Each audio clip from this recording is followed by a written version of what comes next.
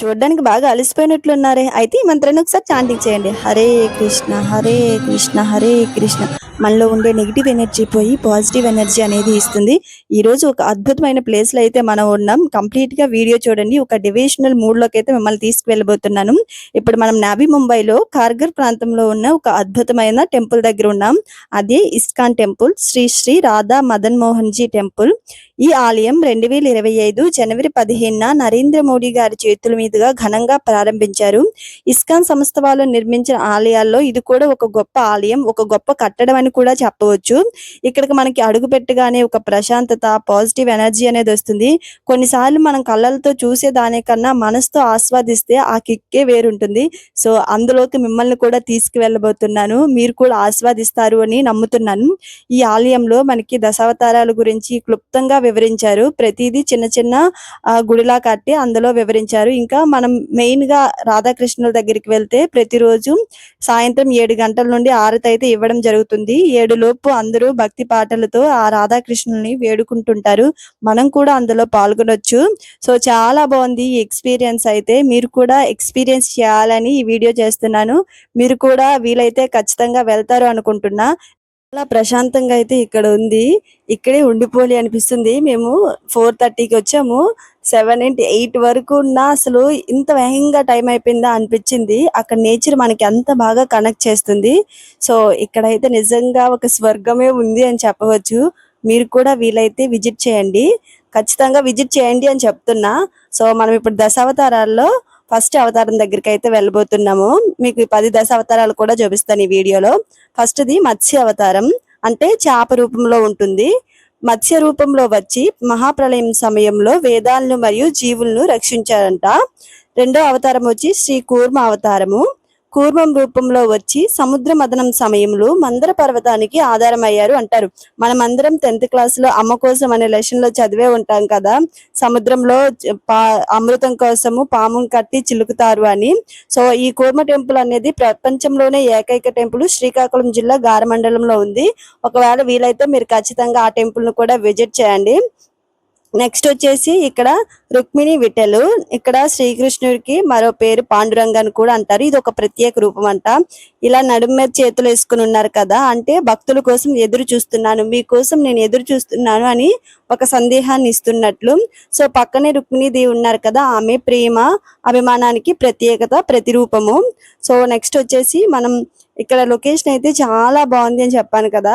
ఇలా గుడి దగ్గర 5 ఒకవైపు దశావతారాలు, 5 ఇంకో వైపు దశావతారాలు, మధ్యలో శ్రీకృష్ణుడి టెంపుల్ అనేది ఉంది. ఇక్కడ శ్రీ వరాహ స్వామి ఉన్నారు కదా, ఈ వరాహ రూపంలో వచ్చి భూమాతను రాక్షసుడు హిరణ్యాక్షుడి నుండి రక్షించారు అని అంటారు. సో లోపల అనేది శ్రీకృష్ణుడికి 7 o'clock అని చెప్పాను కదా ఆరతి టైము. ఈ లోపు చాలా మంది భజనలో పాల్గొన్నారు. మనం కూడా పాల్గొనాలి అనుకుంటే అక్కడికి వెళ్ళి భజనలో కూర్చోవచ్చు. లేదు బయట మనం మొత్తం తెలుసుకుందాము, లేదా ఈ చల్ల గాలిలో ఆ భజన పాటలు వింటూ ప్రశాంతంగా కూర్చుందాము అన్న ఓకే. సో మనకి ఎలా నస్తే అలా 7 o'clock వరకు మాత్రము మనం దర్శనానికి అయితే వెళ్ళడానికి అవ్వదు. నెక్స్ట్ వచ్చేసి మనం నెక్స్ట్ అవతారం దగ్గరికి అయితే వెళ్ళబోతున్నాము. ఇక్కడ వామన అవతారం. చిన్న బ్రాహ్మణుడు బాలుడిగా వచ్చి మహాబలి చక్రవర్తిని 3 అడుగులతో విజయంగా చేశాడు అని నమ్ముతారు. మనం నెక్స్ట్ అవతారం వచ్చేసి పరశురామ అవతారం దగ్గరికి అయితే వెళ్ళబోతున్నాము. ధర్మాన్ని కాపాడడానికి అధర్మ రాజులను శిక్షించిన యోధ ఋషి ఇతనే పరశురామ స్వామి. సో నెక్స్ట్ మనము కృష్ణ అవతారం అనేది లోపల ఉంది. సో అది నెక్స్ట్ రామావతారం దగ్గరికి అయితే వెళ్ళబోతున్నాము. రామాయణంలోని ఆదర్శ రాజు శ్రీరాముడు ధర్మానికి ప్రతీకత. సో మనమందరం రామాయణం చదివే ఉంటాం, మనకి ప్రతిదీ తెలుసు కదా. సో ఇతను మనం ఎట్టి పరిస్థితుల్లో కూడా ధర్మాన్ని కోల్పోకూడదు. శ్రీ బలరామ అవతారము. నెక్స్ట్ వచ్చేసి బుద్ధ అవతారం. గౌతమ బుద్ధ శాంతి అహింస మార్గాన్ని ప్రపంచానికి చూపించాడు. అందుకోసమే చాలా ఇళ్లలో గౌతమ బుద్ధుడిని అయితే పెట్టుకుంటారు శాంతికి చిహ్నంగా. అంటే మనం ఎల్లవేళ ప్రశాంతంగా శాంతంగా ఉండాలి అని గౌతమ బుద్ధుడిని అయితే చాలా ఇళ్లలో పెట్టుకుంటారు. సో ఇదేని బుద్ధ అవతారం. నెక్స్ట్ 10వ అవతారం వచ్చేసి కల్కి అవతారం. ఇది భవిష్యత్తులో వచ్చే అవతారం. కలియుగాంతంలో అధర్మాన్ని నశింపజేయడానికి వస్తారు. సో మనం సినిమాల్లో చూసిన విధంగా కాకుండా కొన్నిసార్లు బుక్స్ చదవడం వల్ల మనకి నిజాలు ఏంటి అనేవి తెలుస్తాయి. సో సినిమాలో స్టోరీ కోసం కొంచెం యాడ్ చేస్తారు, కాబట్టి మనం బుక్స్ చదివితే మనకు కంప్లీట్ గా తెలుస్తుంది. సో ఇలా 10 అవతారాలు అనేవి ఇక్కడ ఉన్నాయి. చాలా బాగుంది. టెంపుల్లో మనకి ప్రసాదం కానీ ఏదైనా అన్ని కూడా వెల్ ఆర్గనైజ్డ్ అని చెప్పొచ్చు. లైక్ గజిబిజి కాకుండా ప్రతిదీ క్లారిఫైయింగ్ గా ఉంటుంది. సో ఈ టెంపుల్ అయితే చాలా బాగా నచ్చింది. నేను ముంబైలో చాలా ప్లేసులకి అంటే కొన్ని విజిట్ చేశా.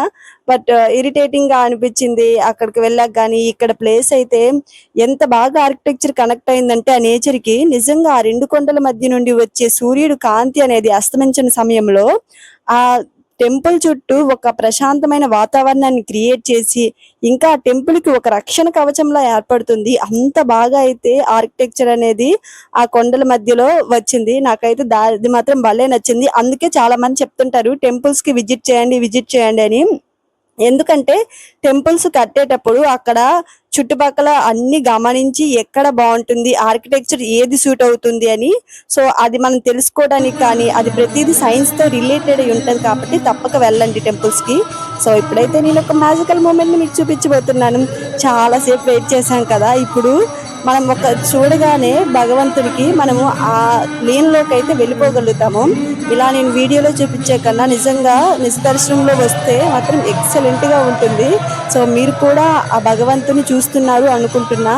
చాలా అంటే చాలా హ్యాపీగా అనిపించింది. మేము 4:30కి వచ్చాం అక్కడికి.